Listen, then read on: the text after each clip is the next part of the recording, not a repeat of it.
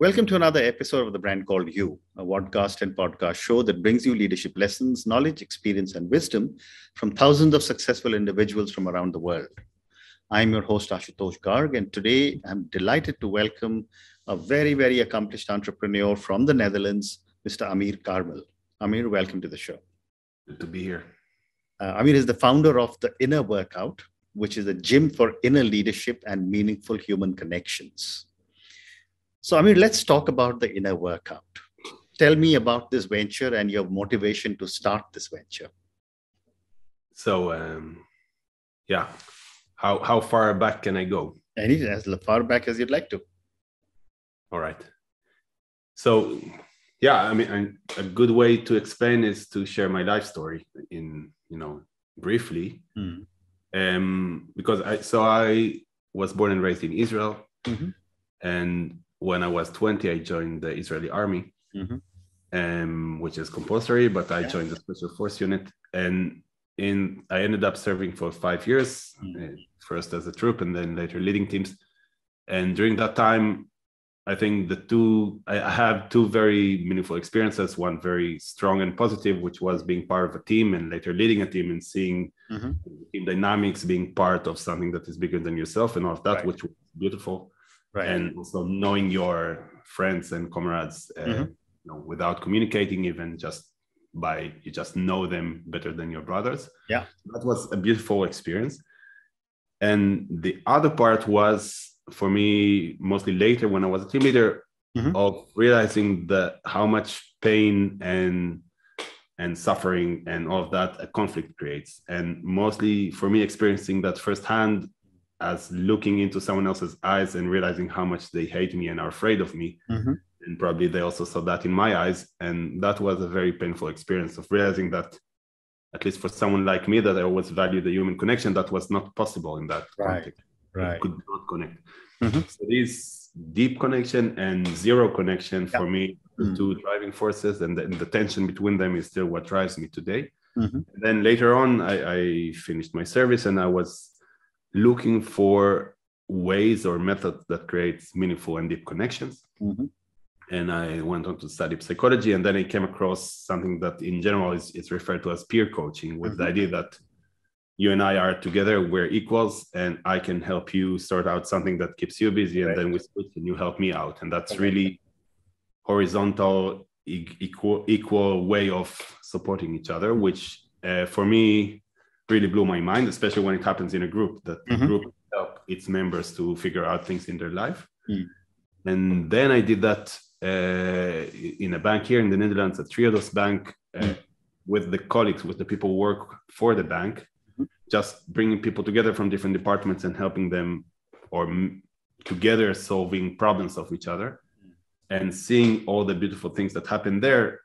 I just knew that this is what I want to do in my life. And then so that is in general this ability to support each other, to be there for the other person. And then realizing also that it's not so much a knowledge thing. I mean, I can share the principles and you would learn that in one day, but it's more about the practice. It's more about every time, again, I experience it on myself, that if I'm practicing, I'm much more connected to myself. I have much more clarity on what I want to do. I can open up and learn from new people that I meet. And if I'm not practicing, if I'm not bringing attention to that way of connecting, it just disappears like a physical fitness. And so that was one element that brought me to create the Inner Workout. So really this idea that it's a practice space, a playground that you can always step into and practice your ability to connect. And the other one was also that make it as accessible as possible, that in the same way that you would go to the gym at the end of your workday, you can also go to the gym for the soul and practice the muscles of your soul. Very interesting. So when you say the inner workout, there's a lot of multiple interpretations that can be held, from meditation on the one side to yoga to a lot of psychological parameters that can be used to really kind of figure out how am I grappling with my own self, my inner self, understanding my inner self. How do you define inner workout? Yeah, that's a tricky thing, but it's this ability to be with the other person. So it's always about this social aspect of being a human. And I mean, of course, I meditate and whatever, reflect and do journal and other things that help me, do my inner work. But the inner workout is really that you do that in the connection with the other always. So that's always in dialogue with another person. Okay, fascinating. You also say that you create a resilient culture of belonging and build meaningful relationships within teams and across departments. Help me understand this and give me a couple of examples. Yeah, probably good to agree or to define what is culture. What do we speak about when we speak about culture? Okay. And I think, or my way of seeing it is in the same way that you would look at an individual and say that they have a certain personality or a certain character. In organization or community or any group of people can have a certain characteristics, a certain features in their personality, their collective personality, and which is very often not explicit. No, but it's not written anywhere, but it's just the way of doing things or the way of dealing with success or failure or the way of handling conflict. And every group and every organization have a certain way of doing things. I'm not sure if you have the experience of joining a new company and then here in one of your first days, well, that's not how we do things around here. Correct. Exactly, where we just bumped into the culture and did something different than the non-official rules of engagement. So that's a culture.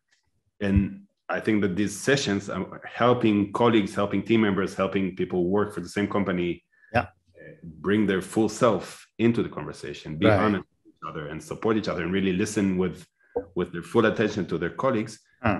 That can really create a culture of much more, well, I'm myself fully in my work, in my team, and I can really connect to you as your full self, not just as a job title or anything.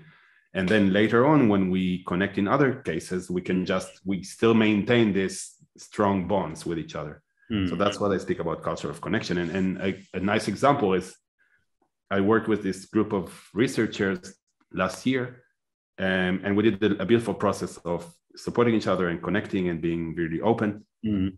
And they did not work direct. They were not direct colleagues. They all worked for the same department, but in different sub-teams. And then when one of the last sessions, one of them said, oh, yesterday I just met another person from this group in an official meeting. And regardless of the general topic, I already felt that we understood each other way better because we had this moment of beautiful connection a day before.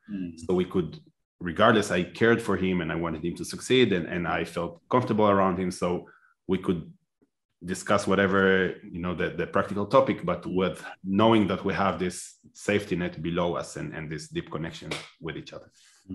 Very interesting. But continuing with the discussion on culture, my next question to you, Amir, is culture in large companies is well established. Culture in startups needs to be built. What do big companies do well to keep building upon their culture? And what should startups do to build a strong culture? Interesting question. I need to think about it. I don't have a prepared answer. Well, probably what helps is that you, in a way, allow culture to grow freely and create enough space for people to take ownership on the culture in the larger context in big corporates. So create this, of course, it needs a good condition for a culture to thrive, but also it needs a sense of ownership and autonomy. Because if I get, I don't know, personally, if I get the 10 values of the organization from top down, I wouldn't follow that. It would feel really, just top down. It's not mine. Someone else decided and now I have to follow that. But make it my own and have enough space and autonomy to grow it and figure out my way of following the culture. That would be in the big corporates. And in a small startup, it's an interesting question because that's really what I actually practicing now. So I used to do that with a team, now for a few months without any team. And I hope in the future to again build it with the team. And what we try to do from day one, also practicing what we preach, we speak about meaningful human connections, we speak about being ourselves and bring our full self to work. is different practices that help do exactly that within the regular processes of the startup. So, for example, it's a really basic one, but we always started every meeting, regardless of the topic, with somewhere between 1 to 10 minutes of checking in, allowing every person in the team to just share, how am I doing right now, including if I'm stressed or tired or distracted or angry, but really invite your full being into the team, into the work, and later discuss all the other matters. But you found out very quickly that taking this extra even 10 minutes really make all the rest much easier. You really get into a good flow of work afterwards. And for a startup, how important is it for a founder to be able to define culture and follow it as well? Super important. I would say, I mean, the difference is if you work with 3 people, or I don't know, in your own family, you don't need to define a culture. It's just something that emerged by your way of interacting with each other. There's no board meeting deciding these are our 5 values or that's our culture. Correct. It just happens. And I think later on, it becomes a thing that you need to really take some time and design and think through. But at the beginning, of course, I'm more aware of that because that's my background, but it's more an emerging quality of your working together. So I'll give you an example. I was talking to a startup founder on my podcast, and I asked him, I said that, what are some of your values? And this is one of my values for the organization is come on time. So I asked him, do you reach on time? He says, no, I'm the owner. I can go anytime I want. What are your thoughts? First, yes, that, I mean, more than anything else, the way I am in my work, the way I meet my goals, the way I show up for meetings, correct, that would be the thing that would define the culture later, more than any document and any well-formulated thing. So that's clear. Yeah, and then I mean, it makes me reflect on what are my values, or I mean, probably it's around, you know, authenticity and you know, being honest, but also work hard. I think that in my work, you know, I speak a lot about how important it is to be yourself and how important it is to feel safe with each other. And then also given that you're really good at what you do. Otherwise it becomes a summer camp and we're all just happy with each other and not get anything done. So I think my values would be all of that, the, you know, authenticity and show up, plus get shit done. Or I mean, very interesting. My next question to you is, again, when I was reading about you, this came up. What are some of the challenges you face when it comes to belonging and relationships? Nice question, Ashutosh. I'm thinking, but I mean, I'm thinking now, so it's not well formulated thought. Obviously, being an expat moving to the Netherlands 7 years ago, here I experienced much more not being belonged or not being part of the majority. So, and I really think that this work, so these sessions that I do, I mean, maybe just to give an example is that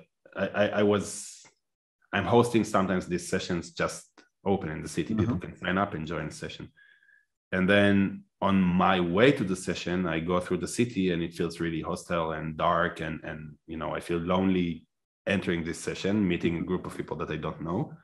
Very often after having this magical connection and feeling that we're all understand each other and feeling really close and warm, my way back home after a session is always the city seems much more friendly and more inviting and welcoming because I already made this meaningful connection with other people in the city. So I think that's really where I became much more aware of how much am I connected or not connected to the society I'm in. Okay. So I'm now going to come to my last question. And this question is for the many, many people who will listen to our conversation. Based on your amazing experience from the Israeli army to understanding your own inner self, to developing your own practice, which is the inner workout, what would you say are 3 lessons you would like our viewers and listeners to take away from your learnings and from our conversation? Interesting. I mean, the first one that comes to mind is just do it and do it now. Yeah. And really, so within that, see every action as a learning opportunity rather than a need to perform. So once I can frame anything I do as I can learn from that, rather than this has to be perfect, I can learn much faster. So that's one.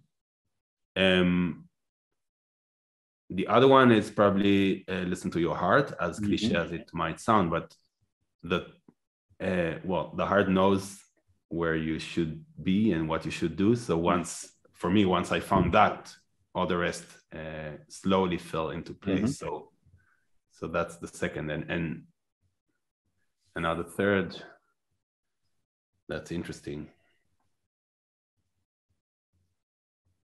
Not to worry. Well, probably keep learning. I think it's about, never stop learning. Never think that you reached any destination. Keep learning. Wonderful. Amir, on that note, thank you for talking to me. Thank you for sharing 3 amazing lessons. Just do it and do it well. Listen to your heart and keep learning. Thank you for talking to me about your amazing journey and about all your thoughts about the inner workout. Thank you again and good luck. Thank you for your beautiful questions. Thank you for listening to the Brand Called You videocast and podcast, a platform that brings you knowledge, experience, and wisdom of hundreds of successful individuals from around the world. Do visit our website www.tbcy.in to watch and listen to the stories of many more individuals. You can also follow us on YouTube, Facebook, Instagram, and Twitter. Just search for the Brand Called You.